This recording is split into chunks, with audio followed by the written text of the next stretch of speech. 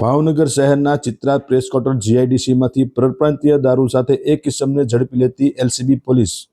Bhavnagar LCB પોલીસનો staff શહેરી વિસ્તારમાં પેટ્રોલિંગમાં હતો તે દરમિયાન બાતમી રાહે હકીકત મળેલ કે યોગેન્દ્રસિંહ જીતુભા રાઠોડ રહે પુંજાનગર પ્રેસ ક્વાર્ટર પાછળ પોતાના પાસે રહેલ પ્લાસ્ટિકના કોથળામાં ભારતીય બનાવટનો પરપ્રાંતીય દારૂનો જથ્થો ભરીને ચિત્રા જીઆઈડીસી વિસ્તારમાં રાજખોડિયાર પાન પાસે ઊભો રહીને વેચાણ કરે છે। જે હકીકત આધારે બાતમીવાળી જગ્યા પર તપાસ કરતા ત્યાંથી પ્લાસ્ટિકના કોથળા નંગ 2 સાથે યોગેન્દ્રસિંહ જીતુભા રાઠોડ હાજર મળી આવેલ।